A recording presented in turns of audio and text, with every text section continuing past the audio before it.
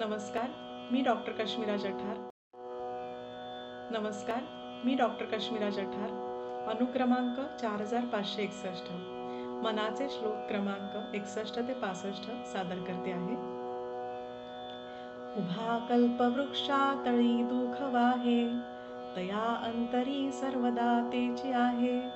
जनी सज्जनी वाद हा वाढवावा, पुढे मागुता शोक जीवी धरावा. निजध्यास तो सर्व तुटोन गेला, बळे अंतरी शोक संताप ठेला. सुखानंद आनंद भेदे बुडाला, मनी निश्चयो सर्व खेदे उडाला. घरी कामधेनू पुढे ताक मागे, हरी बोध सांडून वेवाद लागे. करी सार चिंतामणी काच खंडे, तया मागता देत आहे उदंडे. अति मूढ त्या दृढ बुद्धी असेना, अति काम त्या रामचित्ती वसेना. अति लोभ त्या क्षोभ होईल जाणा, अति विषयी सर्वदा दैन्यवाणा. नको दैन्यवाणे जिणे भक्ती उणे, अति मूर्ख त्या सर्वदा दुःख दुणे. धरी रे मना आदरे प्रीती रामी, नको वासना हे मधामी विरामी. मागच्या काही श्लोकांमध्ये रामदास स्वामींनी उत्तम अशा भक्ताची लक्षणं आपल्याला सांगितली. आता या श्लोकांमध्ये रामभक्त कसा असू नये, असे कुठले दुर्गुण आहेत की एक रामभक्ती परायण सुसंस्कृत सदाचारी व्यक्ती होण्याच्या ते आड येतात, याबद्दल काहीशा उपहास गर्भ काहीशा तिरकस पद्धतीने रामदास स्वामींनी आपल्याला सांगितले. ते म्हणतात की कल्पवृक्ष जो आपण जे मागेल ते आपल्याला देतो, अशा एखाद्या कल्पवृक्षाच्या छायेत उभी असणारीच व्यक्ती जर दुःखी असेल, तर त्या व्यक्तीच्या मनातच मुळात असमाधान आहे. त्या व्यक्तीच्या मनात चांगले विचार असण्याची शक्यताच नाही. तसंच एखाद्या सज्जन व्यक्तीविषयी उगीचच भांडण तंटे करणाऱ्याच्या वाट्याला अंतिम मनस्ताप हा येणारच. म्हणजेच हे दुःख, मनस्ताप, संताप, लबाड वृत्ती यांमुळे आपण आपल्या आयुष्यातला आनंद तर गमावतोच, पण एखादी चांगली कृती करण्याबाबत किंवा एखादी चांगली सवय जडण्याबाबतचा आपला एखादा निश्चयही मनात टिकू शकत नाही. दुर्गुणांची कास धरल्यावर सद्गुणांचा ध्यास कसा धरावा? हे म्हणजे आपल्या घरी कामधेनू असताना ताकाचे डोहाळे लागण्यासारखं, किंवा हातात चिंतामणी असताना त्याची तुलना एखाद्या यःकश्चित काचेच्या तुकड्याबरोबर करण्यासारखं आहे. त्याप्रमाणे एखादी मूर्ख व्यक्ती, त्याच्याकडे बुद्धी असण्याची शक्यता नाही, त्याचप्रमाणे कामवासनेत रममाण झालेल्या व्यक्तीकडे रामभक्ती असण्याची शक्यताच नाही. अति लोभ हा अंती क्षोभ, मत्सर यांना आमंत्रण देणारच.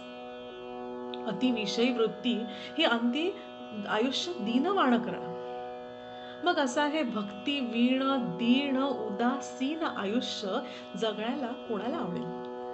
मग रामदास स्वामी म्हणतात की त्यापेक्षा म्हणजे सुवर्ण महालाची आसक्ती धरण्यापेक्षा कामधेनू, कल्पवृक्ष, कल्पतरू असा आपला राम, त्याविषयी आपण आदर बाळगूया, त्याच्यावर मनापासून प्रेम करूया आणि त्यातून मिळणाऱ्या सुखाचा आनंद भरभरून उपभोगूया.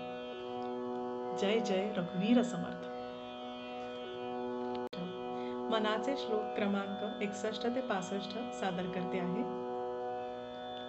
उभा कल्पवृक्षातळी दुःख वाहे, तया अंतरी सर्वदा तेची आहे.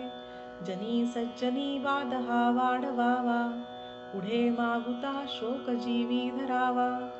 निजध्यास तो सर्व तुटोन गेला, बळे अंतरी शोक संताप ठेला. सुखानंद आनंद भेदे बुडाला, मनी निश्चयो सर्व खेदे उडाला. घरी कामधेनू पुढे ताक मागे, हरी बोध सांडून वेवाद लागे. करी सार चिंतामणी काच खंडे, तया मागता देत आहे उदंडे.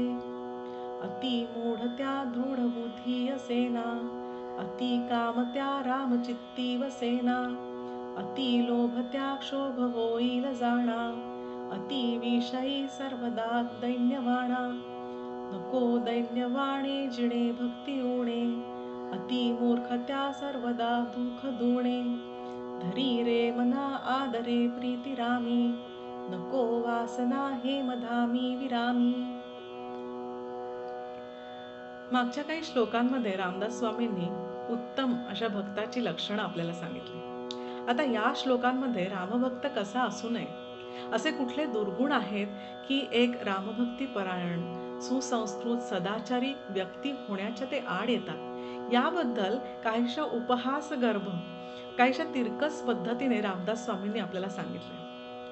ते म्हणतात की कल्पवृक्ष जो आपण जे मागेल ते आपल्याला देतो, अशा एखाद्या कल्पवृक्षाच्या छायेत उभी असणारीच व्यक्ती जर दुःखी असेल तर त्या व्यक्तीच्या मनातच मुळात असमाधान आहे. त्या व्यक्तीच्या मनात चांगले विचार असण्याची शक्यताच नाही.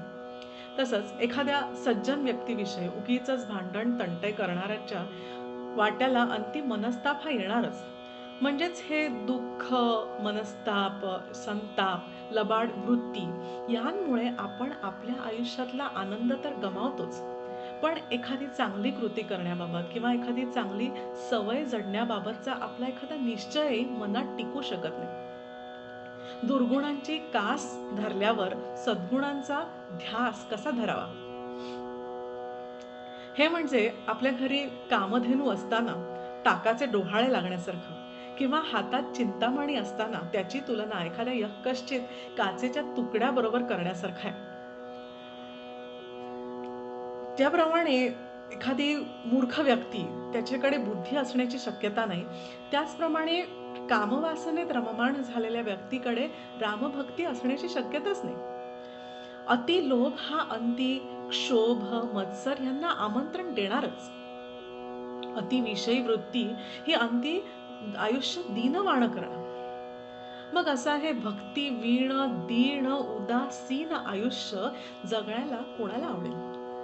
मग रामदास स्वामी म्हणतात की त्यापेक्षा म्हणजे सुवर्ण महालाची आसक्ती धरण्यापेक्षा कामधेनू, कल्पवृक्ष, कल्पतरू असा आपला राम, त्याविषयी आपण आदर बाळगूया, त्याच्यावर मनापासून प्रेम करूया आणि त्यातून मिळणाऱ्या सुखाचा आनंद भरभरून उपभोगूया. जय जय रघुवीर समर्थ.